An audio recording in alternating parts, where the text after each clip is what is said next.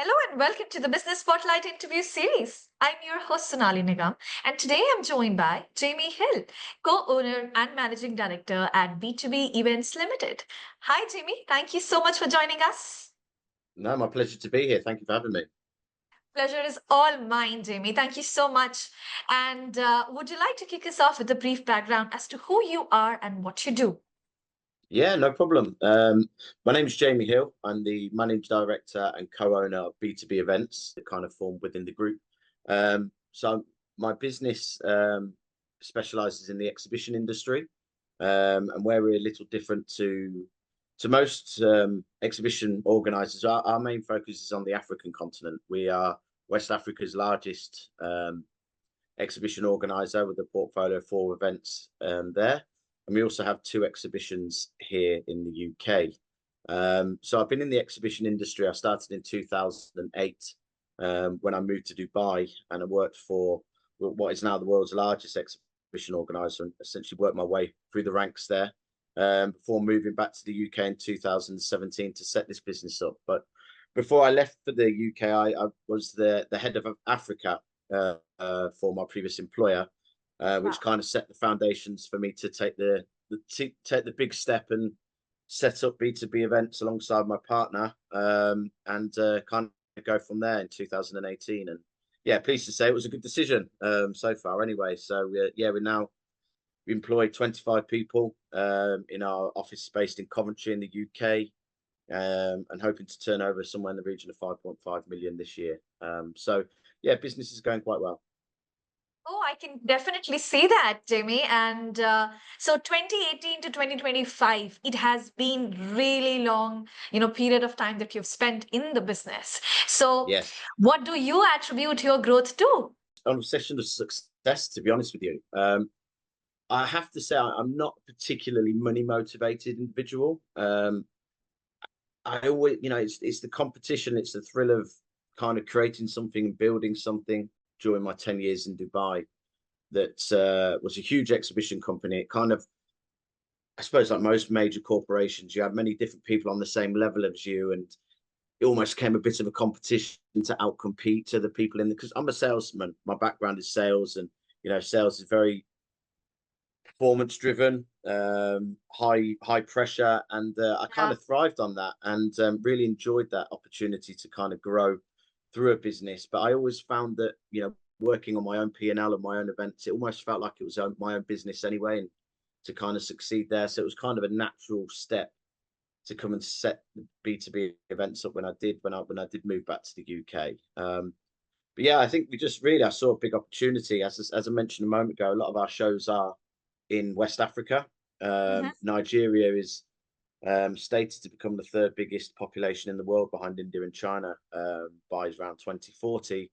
And it's an industry that was underserviced in terms of exhibition and events. So having run a couple of events for my previous employer, I saw how big an opportunity that was, and I wanted to step into that opportunity before the big players in the exhibition industry, if you like, stepped in. So yeah, I think I've got one of my attributes I'd say that's helped me is I look for reasons to do things as opposed to not do things.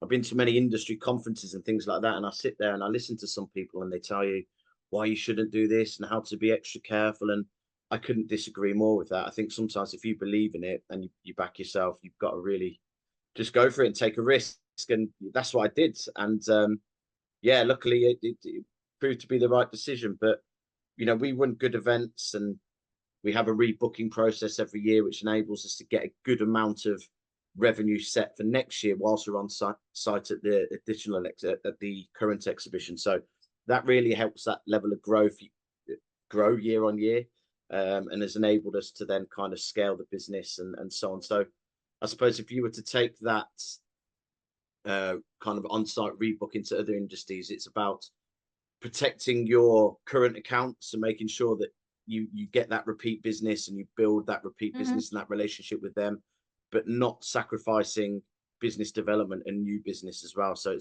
it's all about managing the two. Keep your customers, don't lose them, but you've also got to be the lookout for new ones around the world for sure. Definitely, and that is how the business grows. I completely agree with you, Jamie.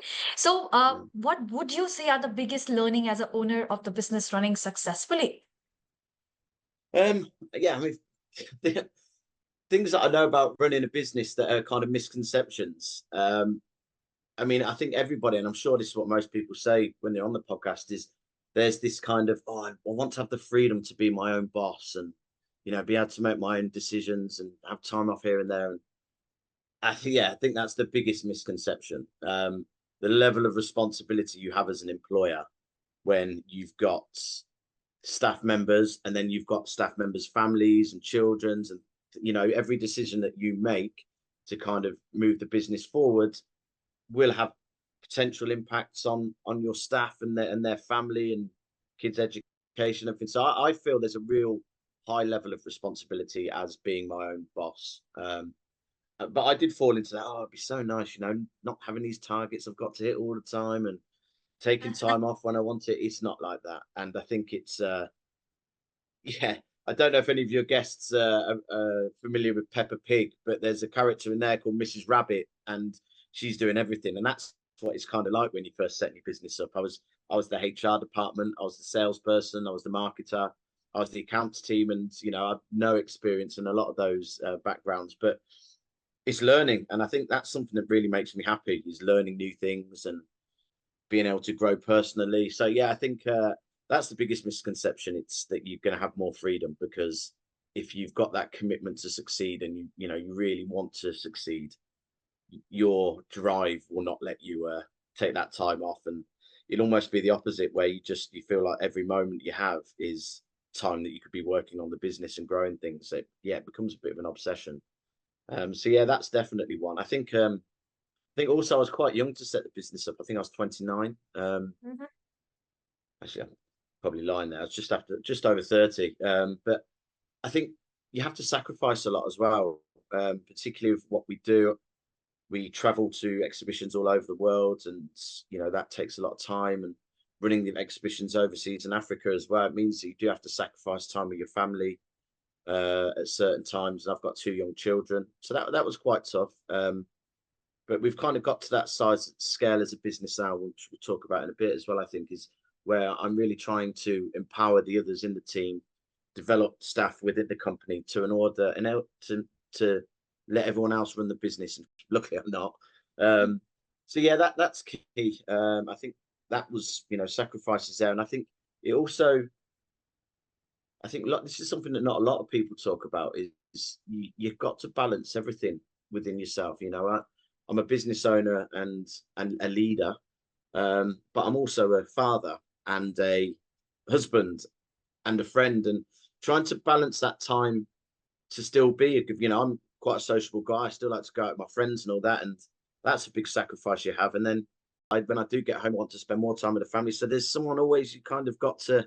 Someone's always going to miss, or one part of you is always going to miss out a little bit. And I think I've probably not spent as much time with friends and socializing as much as I'd have liked to during my journey Right. because there's so many different hats you've got to wear and so many things you've got to juggle. But it's all been worth it. Absolutely, Jamie. And you very well covered about the misconception, but I would also would want to learn and would want to know if you had any learnings during this journey. So, as a business owner yourself, I mean, what learnings you've had and that you would like to share with the audience so that we Um, can also learn from you.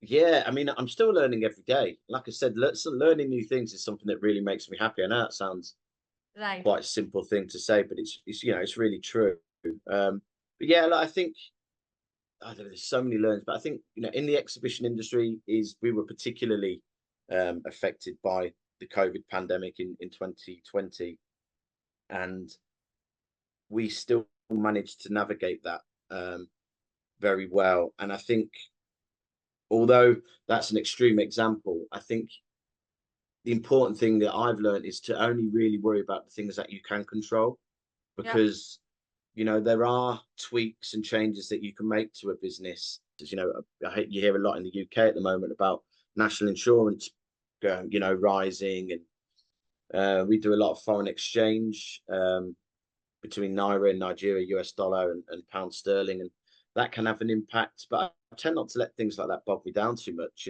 If you are going to have your top line affected by things such as foreign exchange, you've got to work out how to adapt and work that a little bit harder to generate that extra revenue, and particularly with national Mhm. insurance. And I think we employ 25 people, and we've had a significant increase in cost due to the national insurance hike in the UK. But yeah, I've just, I think it's one of the first things people mention to you at next working events. Well, how are you going to navigate this and that? Sell more, work harder, push that little bit further. I think I think it's key to have a can-do attitude and not let things like that bog you down, because you can only control what you can control. Yeah, And that's key. Yeah, I think another key learning that I've had is I, I've yeah, I think I've tried to do too much throughout the years. As I said, we built this business from scratch. We had no private equity investment.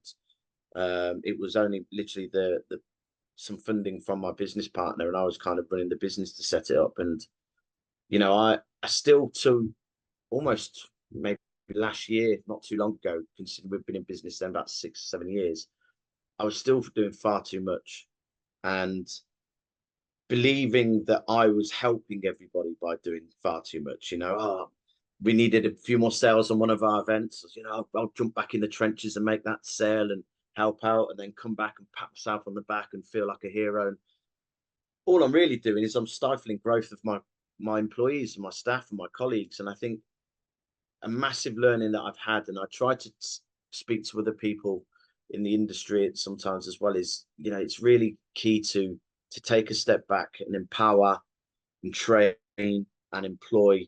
Because if someone could do that job 70% as well as you can, give them the opportunity to do it. And they might make a couple of mistakes, but in a few months' time, they'll be doing it fantastically well.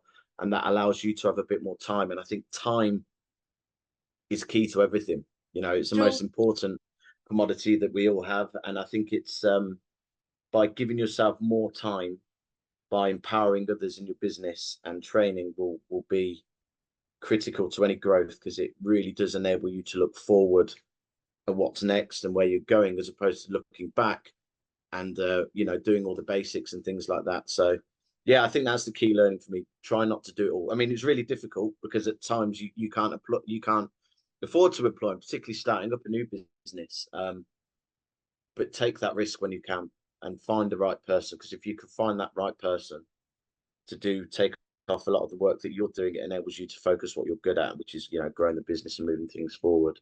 But I think it's also key, when you talk about staff and training and things, to be ruthless when you need to be. And no, it sounds quite negative, but I think we're a small business, and if somebody comes in and it isn't quite right, they're not quite right for the business. It's very quick that things can turn and things become quite toxic True. in a business. Yeah. So I always have quite an attacking mindset when it comes to tough decisions and things like that. And that conversation that's going to be quite awkward or quite difficult to have with somebody, it's never as bad as you think it's going to be when you're actually in there. And Yeah. all of that stress and that weight that you have on your shoulders when having before you have that negative conversation, be it disciplinary or whatever else it might be, that all disappears the moment you have that. And I try and have this mindset when you are going, particularly in my early days of running the business, when I know it was going to be a particularly difficult conversation, or you're going to let somebody go,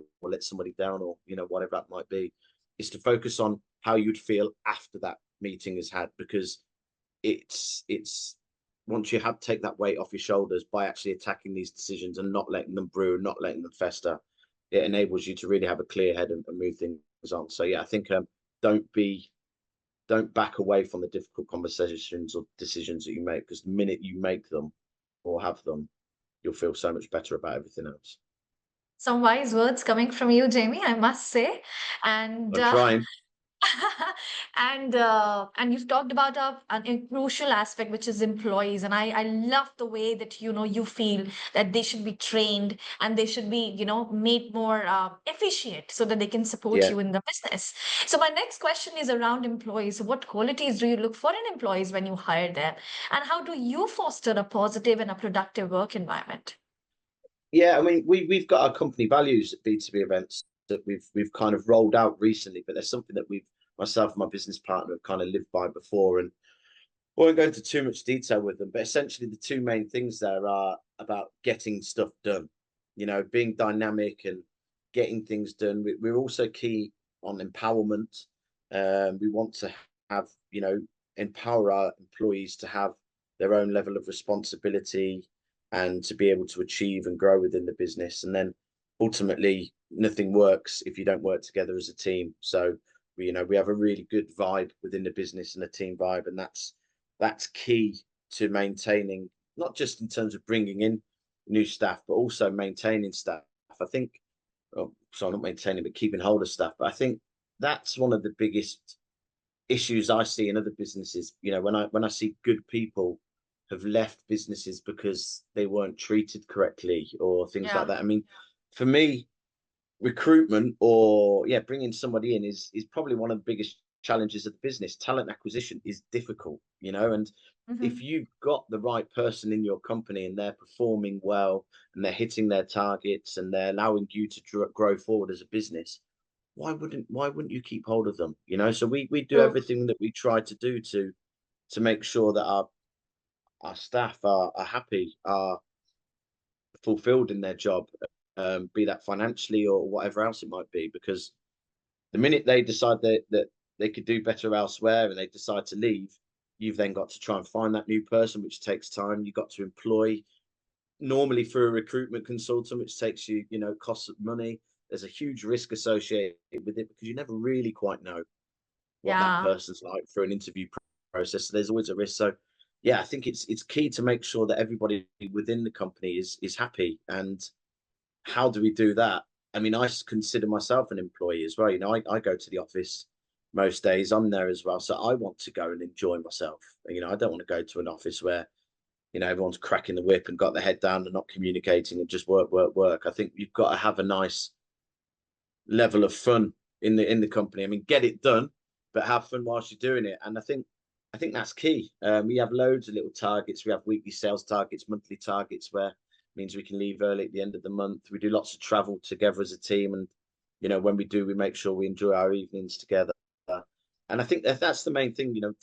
Teamwork is making sure that everybody knows their role, but everyone feels part of that team as well. And I think we talked about empowerment a minute ago, and I think that's key because we're only a small business. Everyone has their own job. We trust them to do that, be it one salesperson, one particular event. Someone does our social media, for example. Someone does the marketing campaign for a particular event.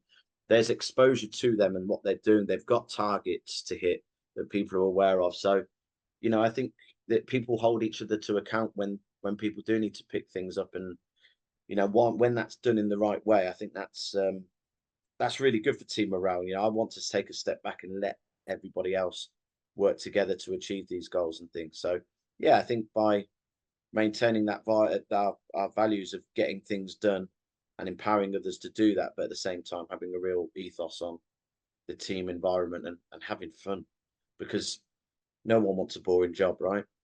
True.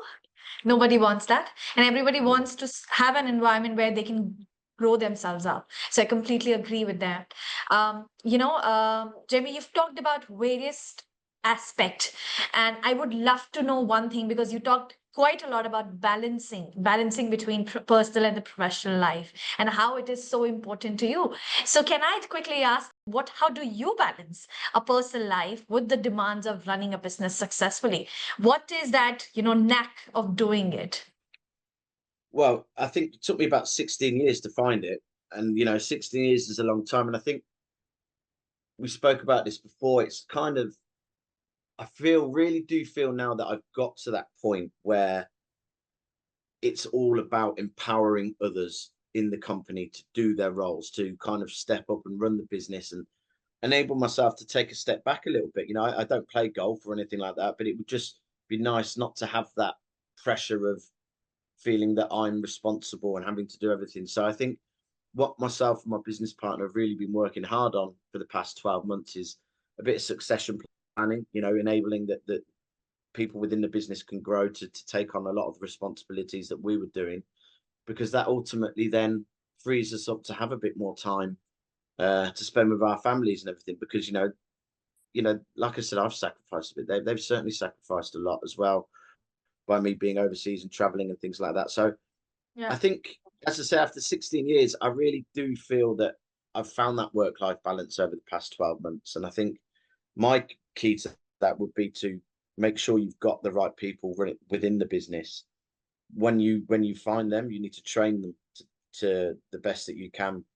You need to then trust them to be able to get the job done, whilst empowering them to grow and take on the responsibility. And when you get that good people in there and you do trust them and empower them to do things, it's amazing how things can change, because you begin to find time to do other things. And I've always had a kind of uh well, in terms of my role, I get up very early in the morning. I like to kind of get a workout done, or just have that 15-20 minutes of my own time in quiet, just to kind of plan that day ahead. And Yeah. then by the time I do get to work and I'm around everyone, I know what needs to be done. Set my goals each week that I want to achieve that week, and breaking down things like that means that if you know exactly what you want to do, you're setting your goals, you're setting your structure. It really enables you to kind of let people get on with that and help them achieve them goals. And when they are, to be able to spend time with your family. I think I'm really lucky that I've got a really supportive wife. And it's just nice now that at 5 o'clock most days I do finish. And I did an exercise with my coach, because I think that's one thing I haven't mentioned earlier, is I've got Yeah. a fantastic coach who's really helped me with some wonderful decision making on myself personally, before that. And we did an exercise where we kind of looked to where we are now, and then where we want to be in 5 years, and so on. And I was in the same place now as I think I am, if I want to be in 5 years. And I'm going to enjoy this for a moment. To be honest with you, I am content. I am fulfilled where I am at the moment. The business is kind of running well. It's doing well. Most of the stuff is running itself, which means that I can kind of take a step back. How long that will last for, I'm not sure. Before that kind of bug and that competition comes steaming back, and I want to go and do new things. But yeah, I think it's taken a long time for me to have find that balance. And I think bringing on a coach and someone to kind of challenge me to do things differently and empower others has really helped. And yeah, I think it's really key to balance that work life balance, because if you don't, you're just going to run yourself into the ground. Jamie, I think we did talk about this, the contentment that you have before the interview, but I'm so happy that the audience also get to know this. So, Jamie, is there any last minute tip or, or a closing statement that you would like to share with the audience? I mean, we loved, listening to you so far, but any golden nugget that you would like to share? No, I don't think I've got anything profound, because I don't believe I'm the most intelligent guy in the room ever. But I've got a really strong work ethic, and if I'm not going to be the best thinker or the smartest guy in the room, I've always made sure I was the hardest working guy in the room. And I think that's kind of helped me get to where I am today. But I think also, kind of going back to the contentment side of it, it's, don't run yourself into the ground doing it. We all know that when you're starting that business up and you're trying to scale a business, that's when you've got to get into everything and grow and be a part of everything. But the minute that you can afford to take a step back and enable and empower others to do that, do it, because it will change your life, and it will enable you to then go and look at other things and kind of take a step back and empower others. And because until you do that, you're just going to be running yourself into the ground. So get to that point, set yourself that target, that goal that you want to achieve. But when you do it, my recommendation, I mean, I dare say a lot of people be like, then get on the next one, keep driving. And yeah, fair play. Congratulations to everyone that can do that. That was me. But now I think I've got to that point where it's hit that goal and then just enjoy it for a little bit. There's more to life than work. There really is. And I'm actually doing this podcast on from a family holiday in Portugal today, which I've got events coming up in May and June. 2 years ago, I'd never ever have kind of put my family first at this point, but I'm really enjoying doing that. And I think it's really important to take a step back once you have got where you've got to. Enjoy yourself, enjoy your family, enjoy things outside of work, because that will give you that energy to then find the next chapter and attack that head on. Jamie, thank you so much for your time today. I loved, podcasting with you today, and it was great meeting you and learning so much about your journey. And to everyone watching, I look forward to see you in my next episode. Thank you so much, Jamie. No problem. Thank you very much for having me.